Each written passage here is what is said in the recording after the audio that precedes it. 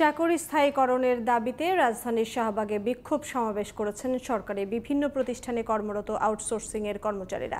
বেতন ভাতা সহ অন্যান্য সুবিধা রাজস্ব খাতে অন্তর্ভুক্তির দাবি জানান তারা। না হলে বৃহত্তর আন্দোলনের হুঁশিয়ারি দেন সরকারি বিভিন্ন প্রতিষ্ঠানে আউটসোর্সিংয়ের কর্মরতরা। সাইরাস মাহমুদের রিপোর্ট। সদ্য বিদায়ী সরকারের সময় বিভিন্ন প্রতিষ্ঠানে আউটসোর্সিং পদ্ধতিতে চতুর্থ শ্রেণীর জনবল নিয়োগ দেয়া হয়। সরকার পরিবর্তনের ফলে এখন এসব আউটসোর্সিংয়ে কর্মরতরা দাবি তুলেছেন রাজস্ব খাতে অন্তর্ভুক্ত হওয়ার। আমাদের দাবি স্থায়ীকরণ করতে হবে, একটাই দাবি, সবাই সরকারি লোকেরা সুযোগ সুবিধা পায়, আমরা পাই না কেন? আমাদের মতো এই আউটসোর্সিং কর্মচারী দিয়ে সরকারের সমস্ত দপ্তর, অধিদপ্তর, পরিদপ্তরগুলিতে এই চতুর্থ শ্রেণীর কর্মচারী হিসেবে আমরা আউটসোর্সিং অদ্যাবধি কর্মরত আছি। আমরা যত সময় আমরা সঠিক ইয়াটা পাবো না ততদিন আমরা এখানে থাকবো। আমাদের চাকরিটা জাতীয়করণ করা হোক। আমাদের বছরে প্রায় 6 মাস যাবত বেতন বন্ধ থাকে এবং এই ঠিকাদারগুলো আমাদেরকে নির্যাতিত নিষ্পেষিত করে। আমরা সরকারি কোনো সুযোগ সুবিধা পাই না। আমার পাশের কলিগ একই পোস্টে চাকরি করে, সে উৎসব ভাতা পায়, বোনাস পায়, আমি পাই না। আমি এই বৈষম্যের শিকার।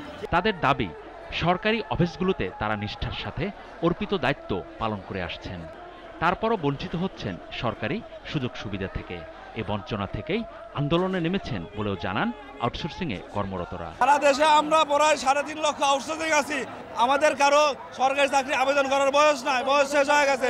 এক দাবি আমাদের চাকরি স্থায়ী করতে হবে। শোষিত, আমরা বৈষম্যের শিকার, আমরা কোনো উৎসব ভাতা পাই না। আমাদের একটা বেতন ফিক্সড, বর্তমান দ্রব্যমূল্যের বাজারে আমাদের এই বেতনের সংসার চলে না। কোনো ডিপার্টমেন্টে মাসের পর মাস, 6 মাস, বছর কি পায় না। কোনো ডিপার্টমেন্ট 2 মাস পর দেয়, 3 মাস পর, কোনো ডিপার্টমেন্ট রেগুলার দেয়, এইভাবে আর কি। কথায় বলা হয় তোমাদের চাকরি থাকবে না। আমরা আমাদের সাধারণ ছুটি পাই না, আমরা আমাদের বোনাস পাই না, আমরা আমাদের বেতনটাও ঠিক মতো পাই না। তাই আমরা চাই যে আমাদের চাকরিটা যাতে সরকারি করা হয়। বেতন পাই না ঠিক মতো, এমনকি বোনাসও পাই না। আমাদের সরকারের কাছে একটাই দাবি, যেন আমাদের চাকরিটাকে স্থায়ীকরণ করে নেওয়া হয়।